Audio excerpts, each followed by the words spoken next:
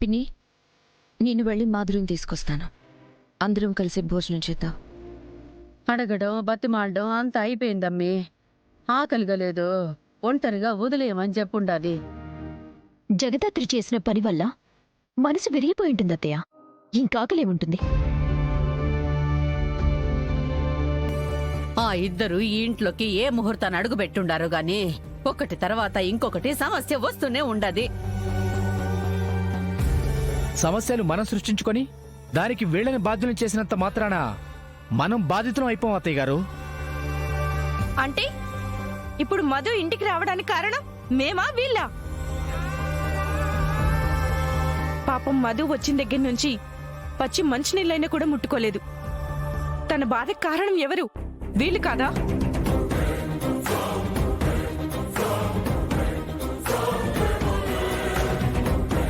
జగదాత్రి అలా వెళ్ళిపోతున్నారేంటి? తినడానికే కదా వచ్చిండది.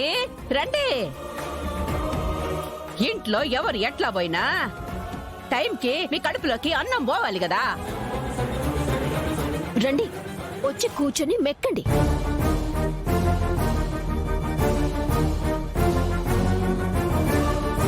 నా కూతురి కష్టం చూసి ఇంట్లో ఒక్కరి కూడా అన్నం తినడానికి మనసు రాలేదే.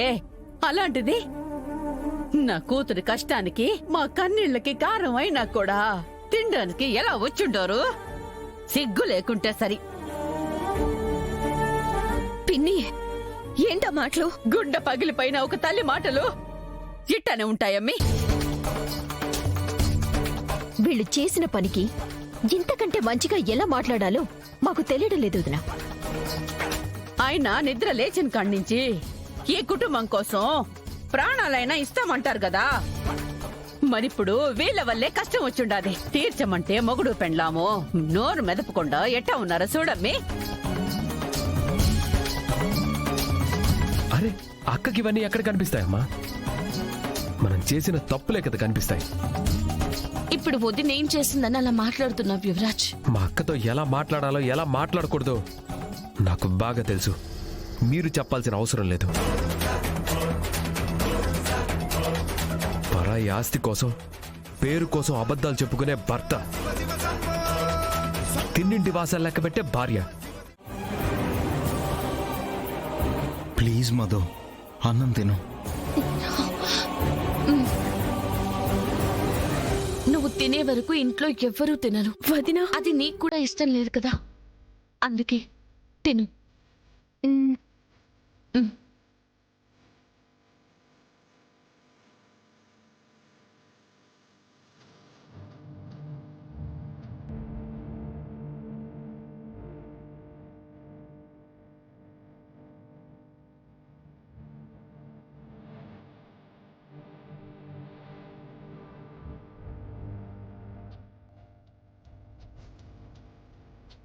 మధ్యలో వచ్చిన అమ్మవైపోయావు వదినా.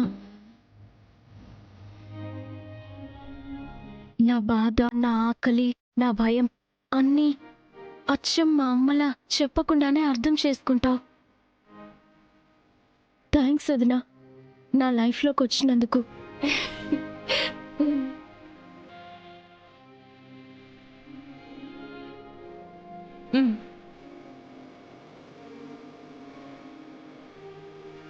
ఎలాంటి పరిస్థితుల్లో అయినా ఆవేశపడని గుణం, కుటుంబం కోసం ఎన్ని మెట్లు దిగడానికైనా, ఎన్ని మాటలు పడ్డానికైనా, ఎంతటి కష్టాన్ని తట్టుకోవడానికైనా జగదాత్రి సిద్ధంగా ఉంటుంది.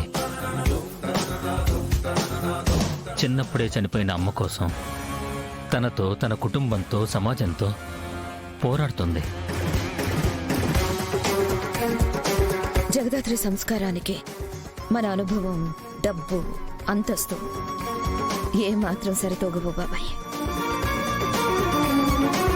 వాళ్ళని ఇంట్లో ఉంచుకొని మనం ఏదో సాయం చేస్తున్నామని అందరూ అనుకుంటున్నారు, కానీ వాళ్ళు ఈ ఇంట్లో ఉండడమే మనకు చేస్తున్న అతి పెద్ద సాయం అని ఎవ్వరికీ అర్థం కావడం లేదు.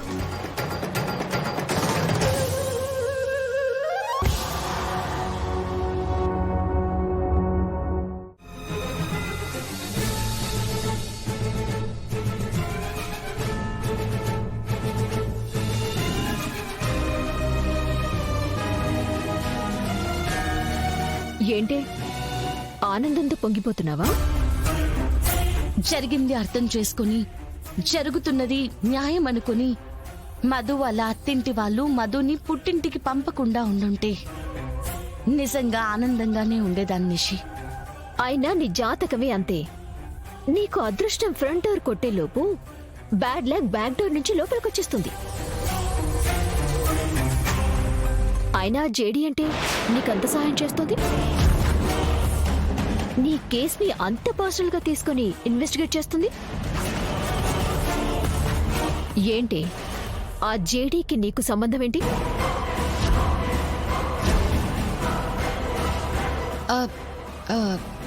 సంబంధం ఏముంది? ఏం లేదు. నేను కేసుని రీఓపెన్ చేశాను. ఆవిడే ఇన్వెస్టిగేషన్ చేస్తుందంతే. అయినా ఈ ఇంటి కోడళ్ళని రోజుకి 100 సార్లు అనటం కాదే. కోడలు ఎలా ఉండాలో చూసి నేర్చుకో.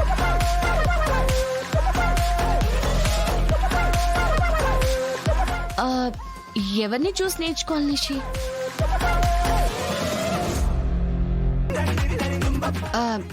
అది క్లారిటీ ఉంటే బాగుంటుంది కదా అని.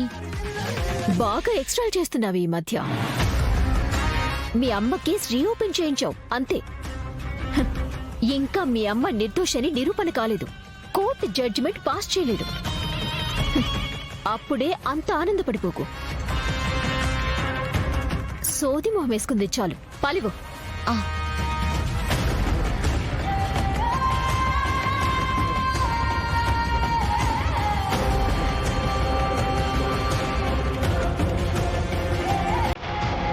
Good night Nishi.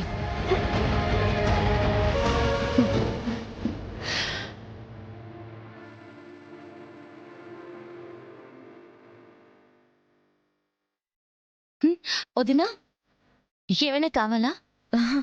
ఒక్కదానివే పని చేస్తున్నావు కదా అని సాయం చేద్దామనొచ్చా. రోజంతా బిజినెస్ పనులు, మీటింగ్స్ అని ఏదో ఒక పని చేస్తూనే ఉంటారు కదా.